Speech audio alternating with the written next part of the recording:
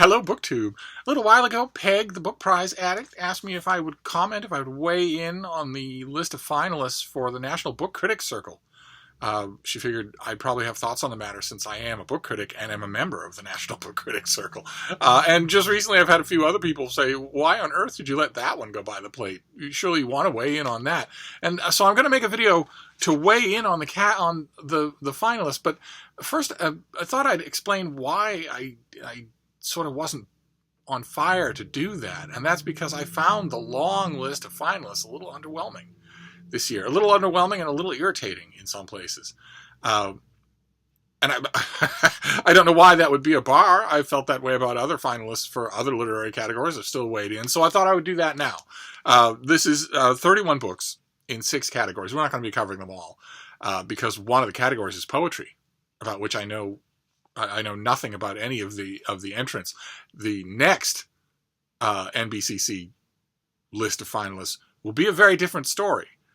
Next year's will be a very different story because I will be conversant in a lot of the volumes of poetry that have come out that year. But not this time around.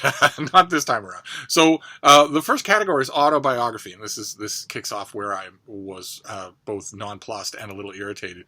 And the finalists are Richard Beard's The Day That Went Missing, Nicole Chung's All You Can Ever Know, Rigoberto Gonzalez's What Drowns the Flowers in Your Mouth, Nora Krug's Belonging, Nell Painter's Old in Art School, and Tara Westover's Educated.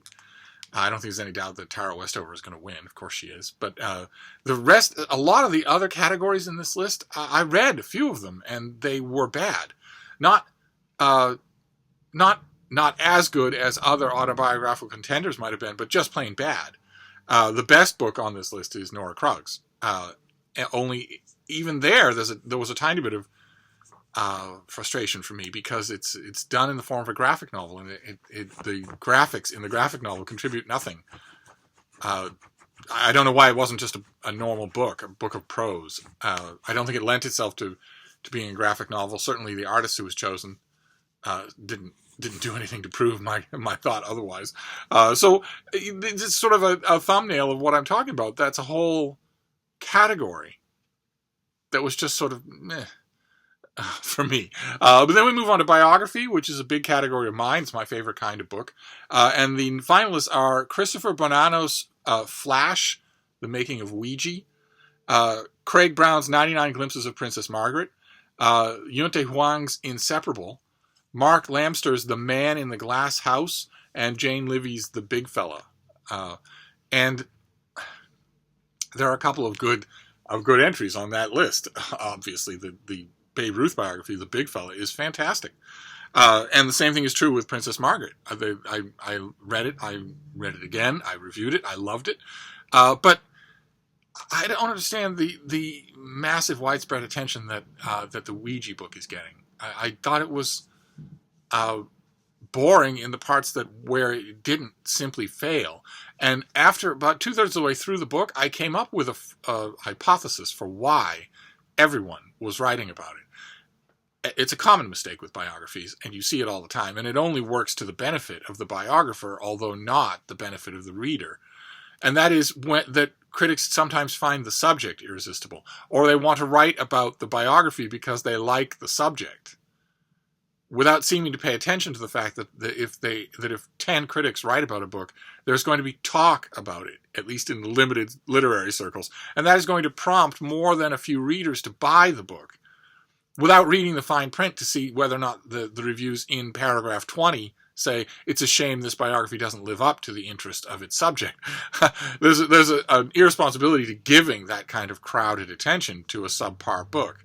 And I think that's what happened with the Ouija book. I think the reason why so many people reviewed it is because they think Ouija himself, his work, is fascinating. And the same thing would absolutely be true of Mark Lamster's book, The Man in the Glass House, which is about the talentless architect and house designer Philip Johnson, where I guarantee the reason it's on this list, the reason why so many critics nominated it, is because of Philip Johnson, not the book.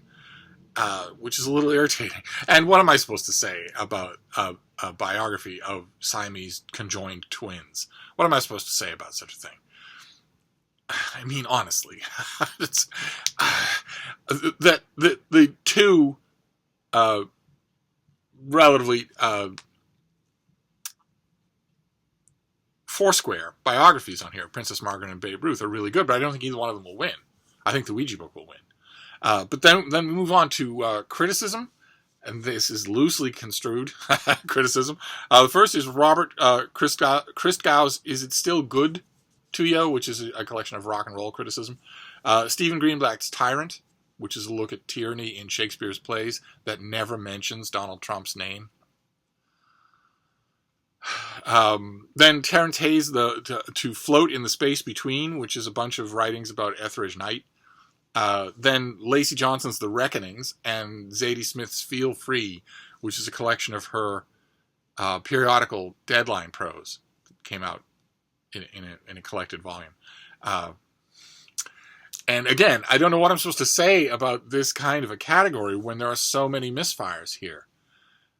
Stephen Greenblatt is, of course, a legendary critic. He's a legendary Shakespearean and literary critic.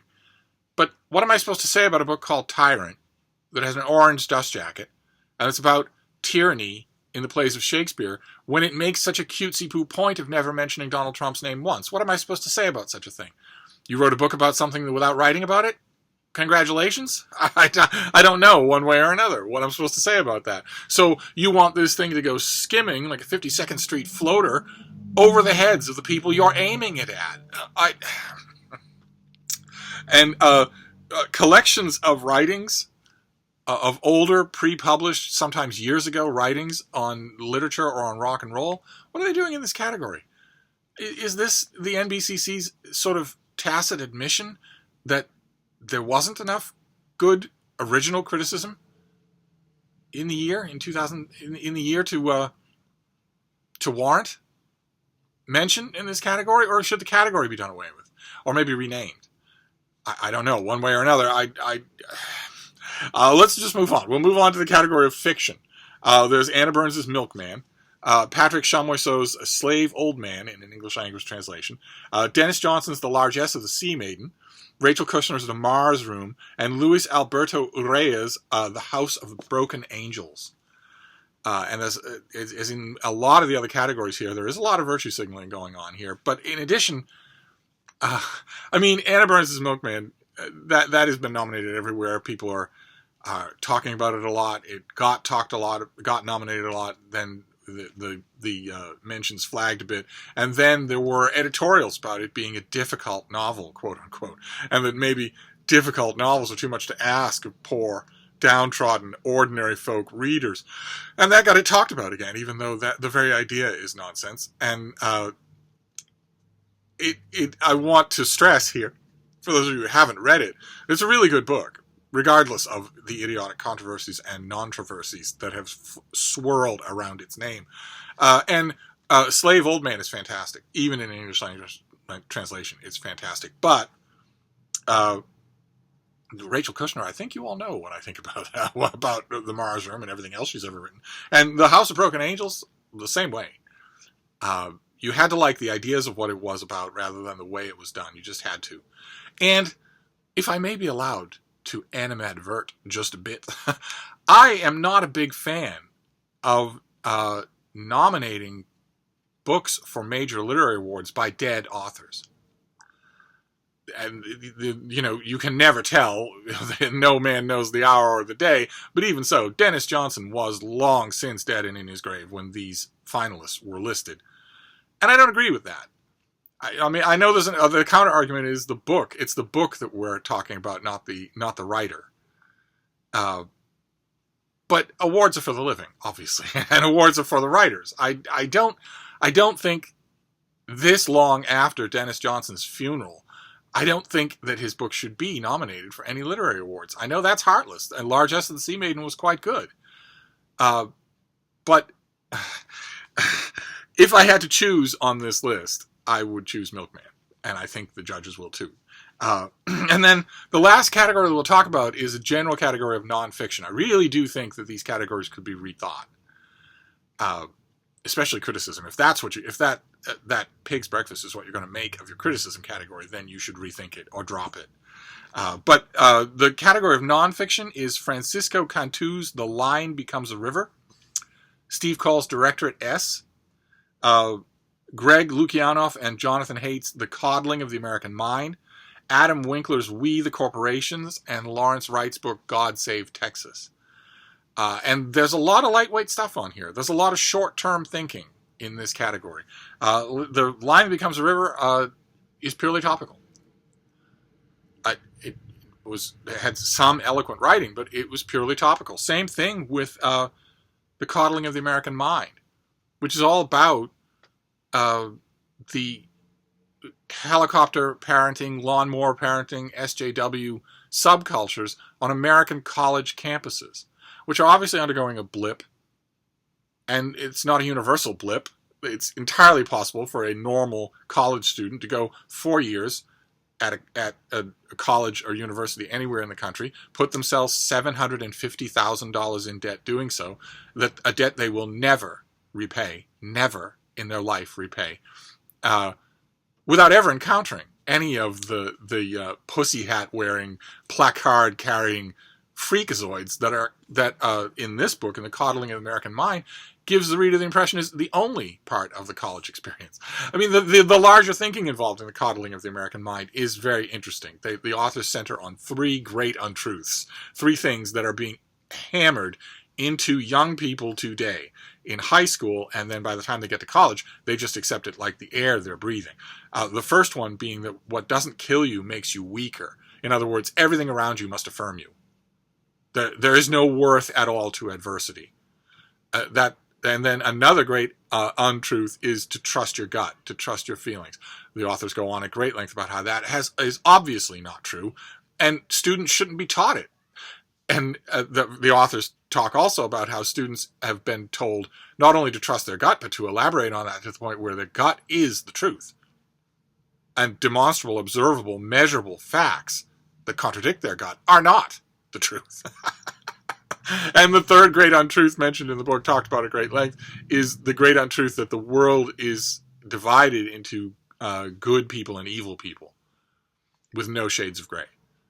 And sure, if you spend enough time in the grievance culture of some of the swankier colleges, or if you spend any time at all on Twitter, then you're bound to start thinking those things are bigger than they are. But that also is a blip. That also is topical. Steve Cole's book is the best one on this list. It's about United States intelligence operations in Afghanistan and Pakistan. An incredibly wonky and detailed and heavy-duty book. I don't know what it's doing on this category, and I don't think it will win. It's tremendously impressive, just like everything else this author does. But what about the Lawrence Wright book? It's 70 pages long. It's about how weird Texas is, and how it can be both violent and grand. About how it can be the epitome of all of the dividing forces that go into making the American character. How many books like that have we read? How many documentaries like that have we read? How many TV shows and hit series were based on that? Lawrence Wright is a terrific writer, but I don't know. I don't know. We the Corporations is entirely the result of Citizens United. The scurrilous Supreme Court decision that said that corporations are people. They obviously aren't people. They should be considered drastically different legally entities. But either way, without Citizens United, there would be no book.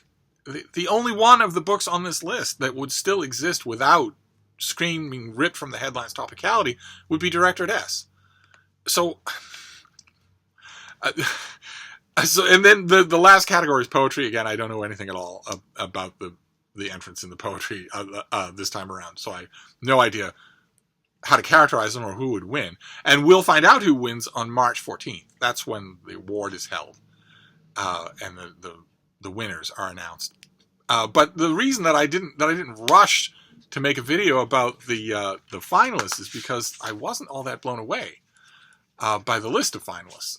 I can make recommendations. Some of these books are good, but it's scattershot. I would have wished for a stronger list.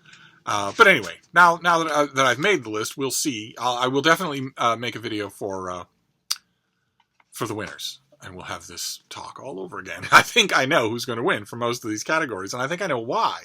and that's a little bit annoying. But anyway, I'll wrap this up, but I'll be back. Thank you, BookTube.